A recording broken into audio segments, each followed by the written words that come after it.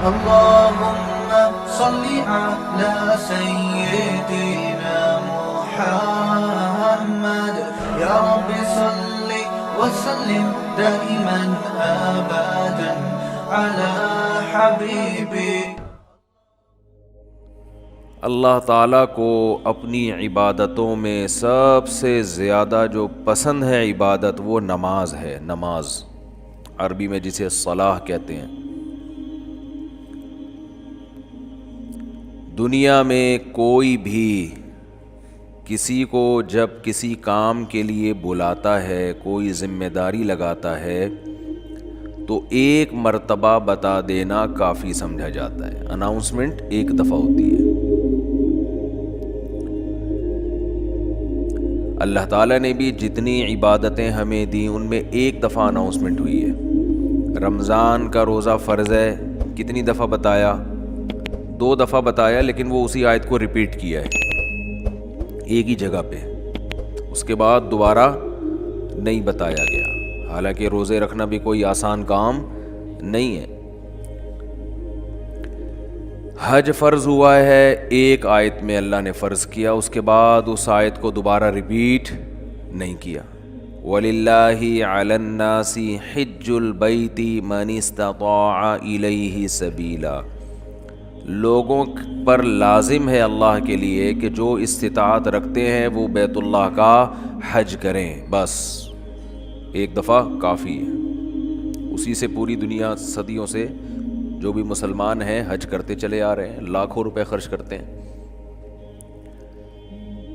لیکن نماز ایک ایسی چیز ہے جسے بار بار بار بار بار بار درجنوں بار قرآن میں بتایا گیا ہے. درجنوں بار. جہاں اہل ایمان کی صفات بیان کی، نماز اور زکوٰۃ بھی ساتھ میں.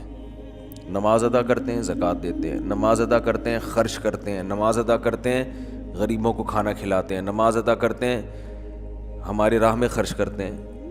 تو پیسے خرچ کرنا جس کو روکڑا کہا جاتا ہے، اور نماز پڑھنا، یہ 2 اسلام کے ایسے لازم اور ملزوم حکم ہیں کہ جن کے بغیر اللہ آپ کے اسلام کو اسلام ماننے کے لیے تیار ہی نہیں ہے.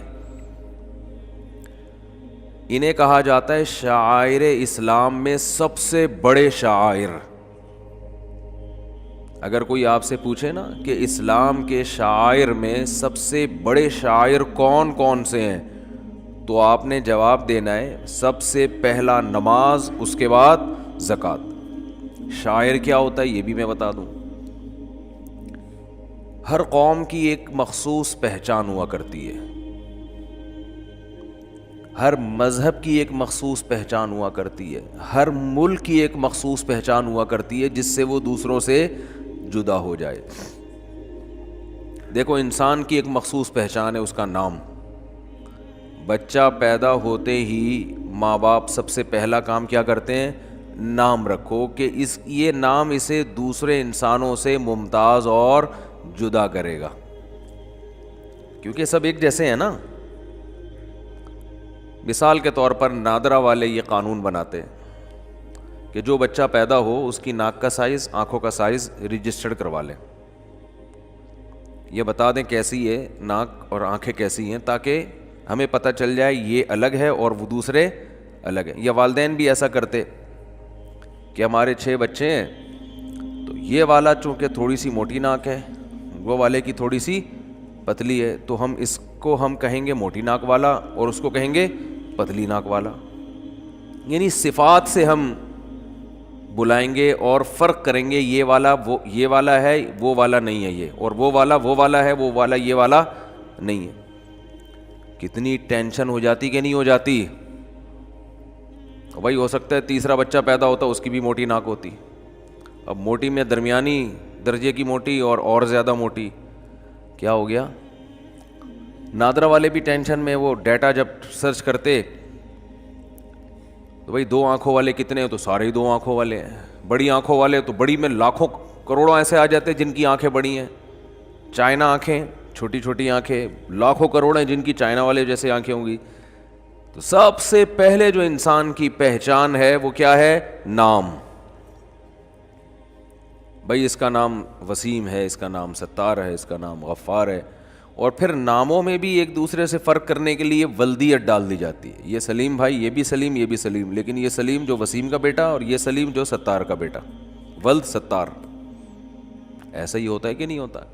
لیکن اس میں بھی پھر کنفیوژن ہوتی ہے. سلیم ولد ستار بہت سے ہوں گے.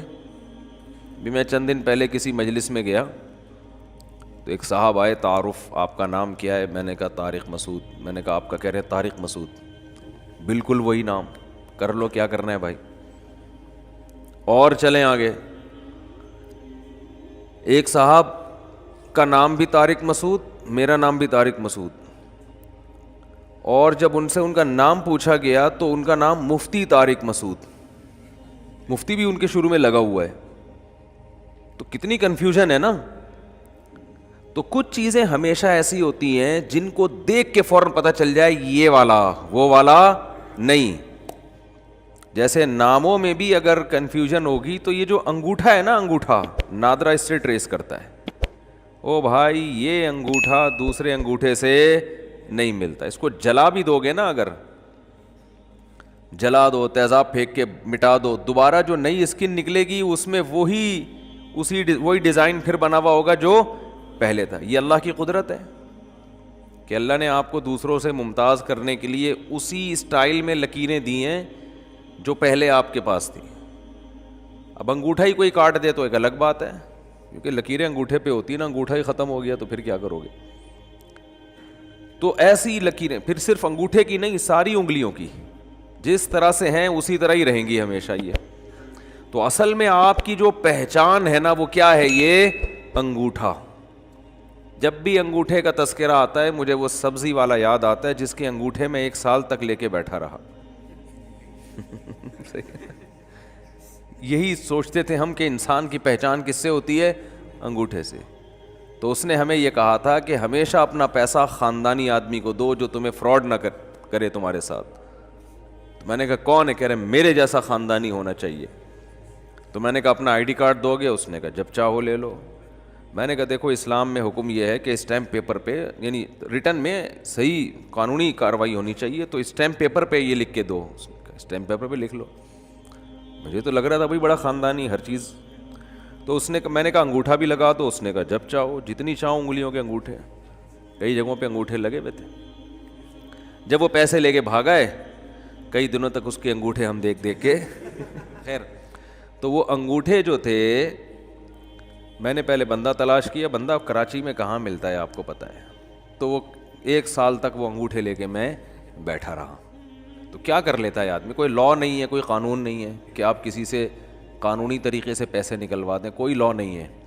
بہت زیادہ آپ عدالت میں لے بھی, اول تو عدالت میں لے جانے تک کہتے ہیں نا مرغی چھڑانے کے لیے بھینس کی قربانی دینی پڑے گی آپ کو. مرغی چھڑانے کے لیے بھینس کی, ججوں کو زیادہ کھلانا پڑے گا. آپ عدالت میں لے بھی گئے تو لے جانے کے بعد وہ وہاں کھڑا ہو جائے گا غریب بن کے, جیسے پھٹے پرانے کپڑے. جج بولے گا اس کو تو یہ 5,000 میری طرف سے بھی لے جا یار یہاں سے. وہ ایسے مسکین بن کے جاتے ہیں, اس سے کیا نکالے گا. قانون یہ ہے کہ آپ کی قسطیں بن جائیں گی, یا پھر غنڈوں سے کام لیا جائے. غنڈوں سے, وہ بھی ایک آپشن ہے. غنڈوں کو کچھ پیسے کھلاؤ, وہ کٹ لگائیں. تو پرانا واقعہ ہے, اتنے تعلقات نہیں تھے اس وقت. تو خیر یہ جو انگوٹھا ہے, صحیح ہے نا, جب بھی بولتا ہوں مجھے یاد آتا ہے. تو یہ آپ کا کسی سے میچ نہیں کرتا, کسی سے میچ نہیں کرتا.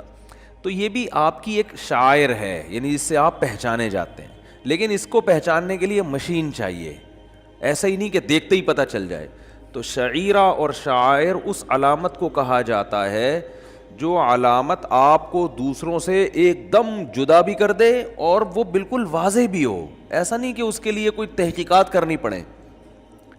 تو دنیا کی ہر قوم کی ایک خاص علامت ہوا کرتی ہے, ہر مذہب کی. دیکھو کوئی بھی اگر ہندو ہے نا, ہندو, تو چند علامتیں ایسی ہیں جو ان میں کامن ہیں, ان سے فوراً پتہ چلے گا کہ یہ کیا ہے, ہندو ہے. اب ہندوؤں میں کچھ بڑے مذہبی ہوتے ہیں, وہ مندر جاتے ہیں, وہ بتوں کی عبادت کرتے ہیں. کچھ مذہبی نہیں ہوتے, تھوڑے سے لبرل ہوتے ہیں, وہ کیا کرتے ہیں, سال میں 1 آدھ دفعہ چلے گئے. اور کچھ بہت ہی لبرل ہوتے ہیں، وہ بالآخر کچھ بھی نہیں کرتے، لیکن وہ ہولی جو ان کی مذہبی تہوار آتا ہے نا اس کو منا لیتے ہیں وہ. تو ہم یہ کہہ سکتے ہیں کہ ہندوؤں کا ہولی منانا یا ان کی عورتوں کا ماتھے پہ ٹیکا لگانا یہ ایک ایسا شعار ہے کہ اور کچھ ہو نہ ہو اس سے پتہ چل جاتا ہے کہ یہ کیا ہے، ہندو ہے. یہ ہر ایک نے کیا ہوا ہوتا ہے، یہ ہر ایک نہیں کیا ہوا ہوگا.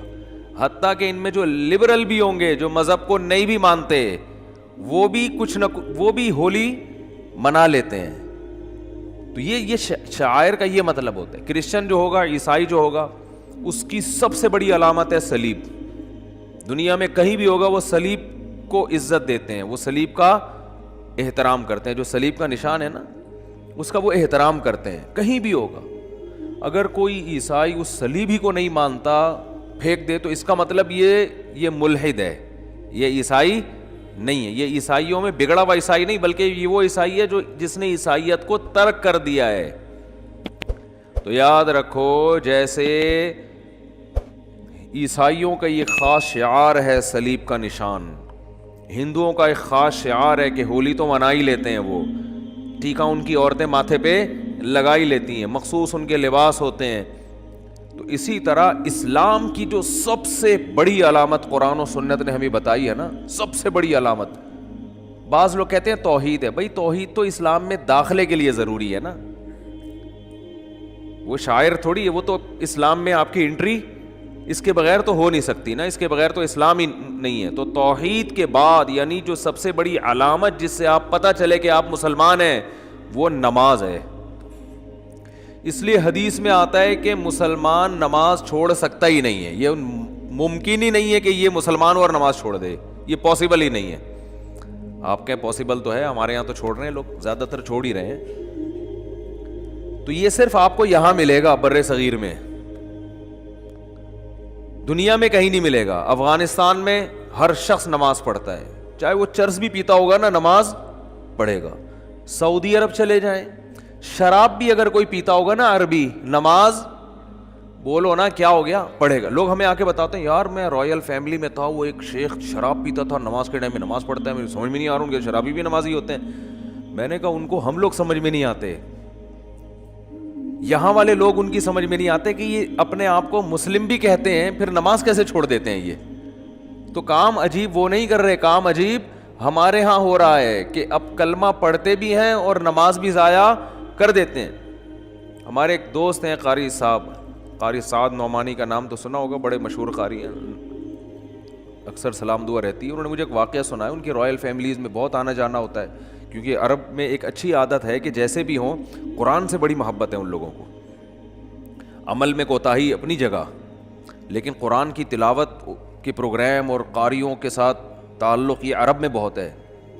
تو جو بڑے بڑے مشہور قاری ہیں نا، ان کو عرب کے بڑے بڑے یعنی جو بادشاہ ہیں وہ انوائٹ کرتے ہیں. ہمارے یہاں تو قاریوں کو کوئی لفٹ، کبھی سنا وزیر اعظم نے قاری صاحب کو بلایا، کبھی سنا؟ یہاں وہ رواج نہیں ہے. عربوں میں کیونکہ ان کی زبان میں قرآن نازل ہوا نا، تو وہ قرآن سننے کے شوق رکھتے ہیں، ان کی سمجھ میں بھی آتا ہے، چاہے وہ عمل نہ بھی کریں لیکن سنتے ہیں. مصر میں آپ جائیں، جیسے ہمارے ہاں بسوں میں گانے لگے ہوتے ہیں، ایسے وہاں بسوں میں تلاوت لگاتے ہیں لوگ. اور میں عربوں کے ساتھ رہا بھی ہوں، بہت زیادہ قرآن سنتے. میں نے عربوں کے ہاتھ میں ریڈیو دیکھے، بہت پرانی بات ہے، 20 سال ہو گئے، ہمارے یہاں مدرسے میں آیا کرتے تھے بہت. تو وہ کیا کرتے تھے کہ وہ جب فارغ بیٹھے تلاوت سننا شروع. ہمارے یہاں تلاوت سننے کا ایسا ٹرینڈ نہیں ہے. تو کہتے ہیں میں نے کسی عرب ملک میں جانا ہوا، وہاں رائل فیملی کے کچھ لوگ، تو ایک شہزادہ جو تھا وہ کہیں عیاش ہوگا، شراب کے نشے میں نشے میں مدہوش، اس کو لایا گیا نا کہ بھائی یہ پتہ نہیں کہاں سے ملا ہے شاہی محل میں. کہہ رہے میں بھی بیٹھا ہوا ہوں. اس کو جیسے ہی لے کر آیا، نماز کا ٹائم نکل رہا تھا، فوراً اس نے وضو کیا ایسے کر کے نا، جلدی جلدی نماز پڑھ رہے ہیں. ہم نے کہا یار یہ دیکھو، ایک طرف عیاشی دیکھو، نماز کا ٹائم نکل رہا ہے تو اس کو نہیں نکلنے دینا، وہ تو پڑھنی ہی پڑھنی ہے. وجہ کیا ہے؟ دیکھو اپنے آپ سے اسلام کا نام ہٹانے کے لیے مسلمان جلدی تیار نہیں ہوتا کہ اسلام کا نام ہی میرے نام سے ہٹ جائے.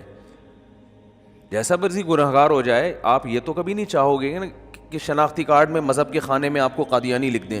کوئی چاہے گا یہ؟ آپ کو غیر مسلم لکھ دیں.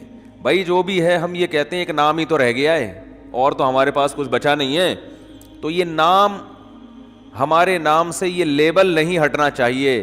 تبھی ہم جب بھی کوئی غیر مسلم بھی ہم سے پوچھتا ہے آپ کا مذہب کیا ہے, ہم فوراً کہتے ہیں کیا ہے, اسلام.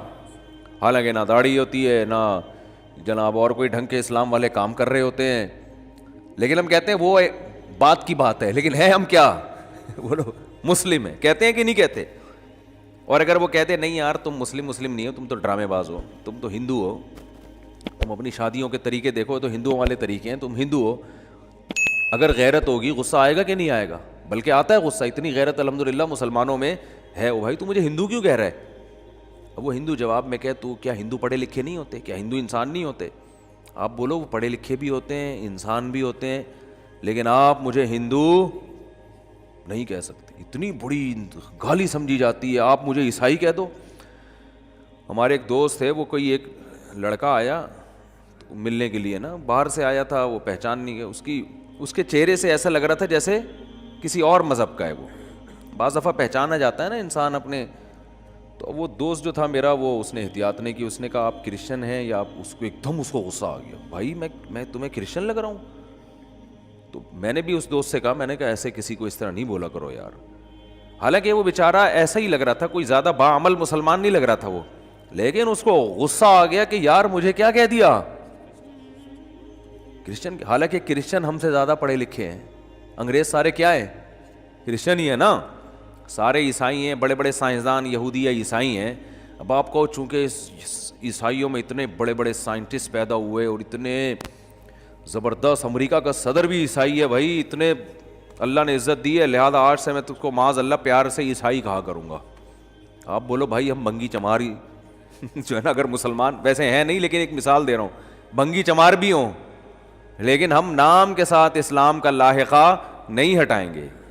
راحت اندھوری کا ایک شعر ہے, مگر ایک ایمان باقی ہے, اسے بڑا یاد نہیں آ رہا مجھے شعر. اس شعر کا یہی مفہوم ہے کہ اور تو ہمارے پاس کچھ نہیں ہے, ایک نام رہ گیا ہے. تو یاد رکھو یہ نام بچانے کے لیے نا آپ کو نماز پڑھنی پڑے گی. یہ پوری تقریر کا خلاصہ یہ ہے. یہ نام اللہ اس وقت تک نہیں مانتا جب تک آپ نماز نہیں, 5 ٹائم نماز کی پابندی نہیں کرتے. اللہ اس نام کو مانتا ہی نہیں ہے. تبھی اللہ نے اپنے نبی کی زبان سے کسی اور جرم پر اتنے بڑے کفر کا حکم نہیں لگایا جتنا نماز چھوڑنے پر لگایا. بخاری مسلم کی حدیث ہے, حضرت عبداللہ ابن مسعود رضی اللہ عنہما فرماتے ہیں کہ ہم نبی صلی اللہ علیہ وسلم کے دور میں کسی گناہ کو کفر نہیں سمجھتے تھے. کوئی بھی گناہ ہو جاتا نا, زنا بھی ہو جاتا کسی سے, ہم سمجھتے مسلمان ہے مگر اس سے کیا ہو گیا, زنا ہو گیا. ہم سمجھتے تھے مسلمان ہے مگر اس سے کیا ہو گئی, چوری ہو گئی, اس کا ہاتھ کاٹ دیا چوری کی وجہ سے. مسلمان ہے بھائی, ہاتھ کٹ گیا. مسلمان ہے بھائی, اس نے یہ کر لیا, اس نے یہ کر لیا, جو جرائم ہوتے ہیں دنیا میں. لیکن کہا فرمایا کہ ہم نماز چھوڑنے والے کو مسلمان نہیں سمجھتے تھے, اسلام سے خارج سمجھتے تھے.